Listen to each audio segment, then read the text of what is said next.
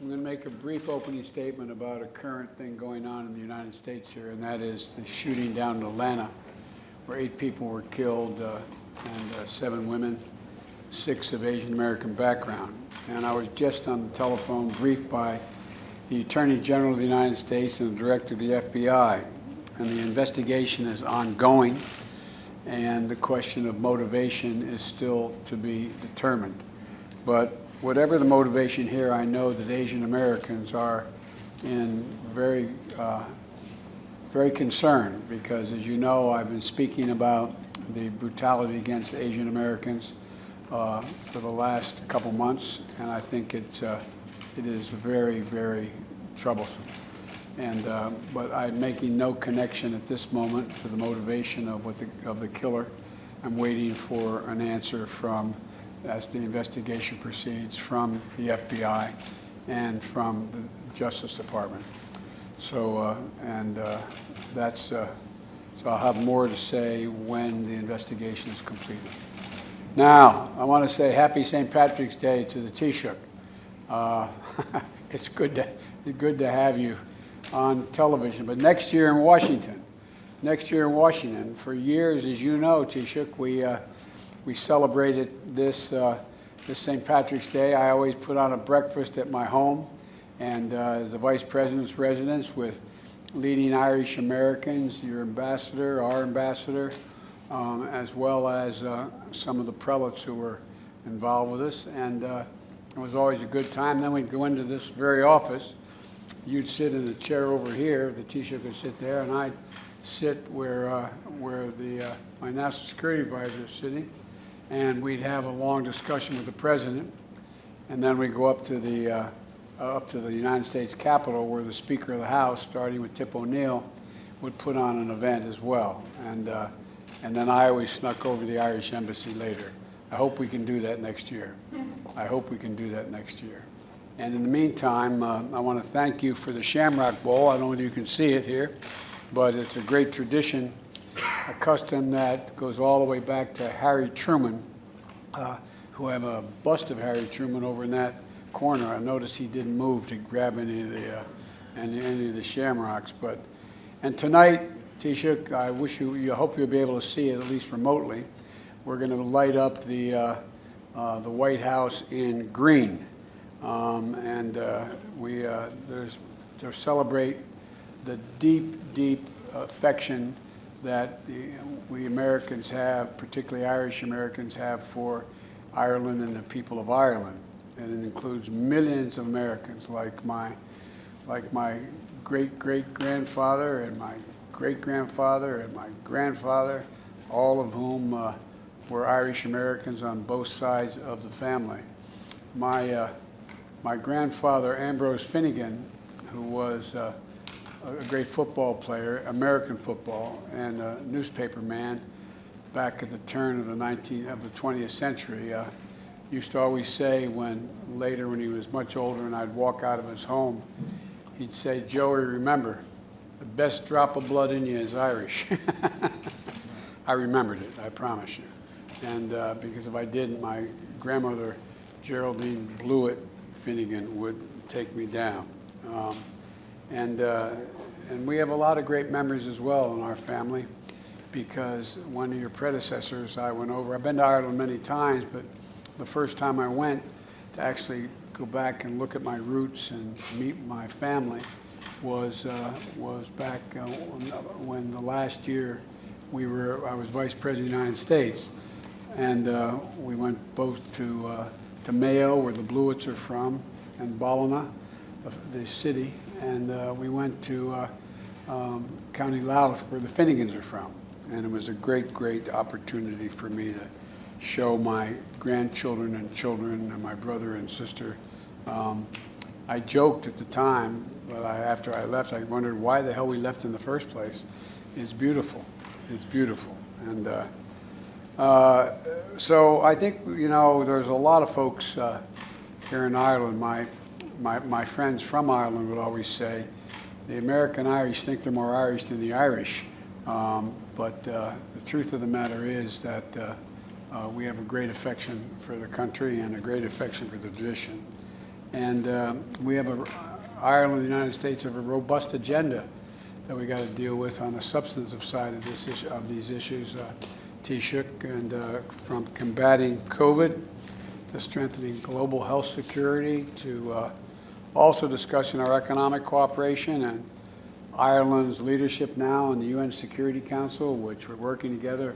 Our UN ambassador is online with us here, and I just welcome the leadership and your partnership. And you know my view, and the view of my predecessor, of the Obama-Biden administration on the Good Friday agreements. We strongly support them, think it's critically important to be maintained. And the political and economic stability of Northern Ireland is very much in the interest of all our peoples, the people-to-people ties. And I think the idea that we talked about renewing our partnership in the All-Ireland Consortium, Cancer Consortium, the U.S., Ireland, and Northern Ireland. It's a partnership that I think we can learn a lot from one another. It's one of the things that, as President Taoiseach, I am going to focus heavily on with our National Institute of Health on dealing with cancer. We've all been victims of it in terms of our families. We all know what it's like, and we're going to make major investments in NIH and cancer research and development, and I'm looking forward to working together. As a matter of fact, my relatives in Mayo just dedicated Loretta, one of my cousins, headed up the hospice effort for cancer, not just cancer, but hospice in Ireland. And they just dedicated a new significant facility to my son, Beau Biden, who died of cancer. And so everything between Ireland and the United States runs deep. Taoiseach, our joys, our sorrows, our passion, our drive, and our unrelenting optimism and hope. One of the few quotes that I've been given credit for in my career was, I said, but I mean it, maybe it's just my family, I said, we Irish are the only people who are nostalgic for the future. And I think we are. It's a great opportunity for you and I to get to talk a little bit. So I'm looking forward to our conversation, and I'm looking forward to getting deeper into discussion about some of the things that are of great mutual interest to both of us. But as we used to say in the United States Senator, Taoiseach, I yield the floor to you. Thank you very much indeed, Mr. President. And could I first of all, again on behalf of the Irish people, through you express my condolences to the people of America and indeed the people of Atlanta and the families of those who were killed and injured in the horrible and very shocking shootings yesterday. And our solidarity is with you, particularly with the Asian American community. We stand together against such mindless acts of violence. And I know, Mr. President, that St. Patrick's Day is very special to you as a proud son of Ireland. Equally, I have to tell you, the people of Ireland are so proud of your election as President of the United States of America. And I can think of no better day for me to have the great pleasure to extend to you their warmest greetings. Thank you. Anachti na féile Padraig Court. Happy St. Patrick's Day. Now, as you said, it feels strange to have to celebrate apart. As you know well, Irish people love to come together to celebrate our heritage and culture with song, with dance, with parades, with poetry, and with pride. And this year, because of the pandemic, it just simply isn't possible.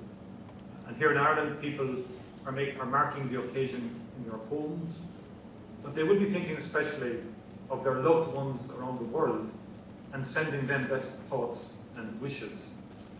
And they will do so in the hope that next year will be better, as I and you believe it will. It will. With each person vaccinated, we move closer to the day when people can meet each other, hug each other, and celebrate again. And I greatly look forward to you being able to visit Ireland as you have done so many times, and as you said so memorably before, I also hope it will not be long before I can visit the United States again. For now, the bowl of shamrock in front of you is a symbol of the undying friendship between our two countries, a symbol of the good times we have shared and the challenges we have endured, always at each other's side. The green shoots point to the brighter future that I know lies ahead. Building that better future will of course be part of what we discuss today. The policies of our two governments are very closely aligned on the big challenges the world faces. And I look forward to exploring how we can defeat the COVID-19 virus, working together urgently to increase the supply of vaccine for our own people and for people around the world. We should share notes on our plans for recovery, gaining back the ground lost to the pandemic. Both the United States and Europe have put funds of unprecedented scale in place to support this vital work, to build a sustainable and inclusive future, supporting the digital and green agendas, promoting open and fair rules-based trade, delivering greater equality and opportunity. Mr. President, the world has rightly taken great heart from the steps you have already taken to bring the US back to centre stage on global health, on climate, and on human rights. We want to work with you to promote our shared values and interests in the world, including at the United Nations Security Council, on which we are, as you said, currently serving. We want to work with you on climate action, which becomes ever more urgent as we approach COP26 later this year. Today, I especially want to thank you for your unwavering support for the Good Friday Agreement. It has meant a lot, and it has mattered, including as we negotiated Brexit. With a new trading relationship now in place between the European Union and the United Kingdom, and a protocol that protects peace and avoids a hard border on this island, I want to move forward with a positive relationship with the United Kingdom. That means standing by what has been agreed and working together to make a success of it. And that in turn then can help maintain peace and promote greater reconciliation on our shared island, goals that I know you support. There are so many areas where the Irish and American people are already working together, and we will celebrate some of them here today. A consortium through which our practitioners and researchers will pool their efforts to defeat cancer, that most pernicious disease. And I know is very close to your heart in terms of dealing with that. The new initiative to share our poetry and bring it to newer and younger audiences that we will announce today. Mr. President, like you, I am fundamentally an optimist. We have all endured the most difficult year, but alongside the suffering and the loss, we have seen immense compassion, care and courage, especially from our health workers, our educators, and our volunteers. We have seen the world's best scientists come together to deliver treatments, vaccines, and hope at extraordinary pace. And I say let the same spirit of cooperation now speed and guide our recovery in the year ahead. Thank you, Mr. President. I look forward to our discussion. I look forward to it as well. We're going to let the press talk out.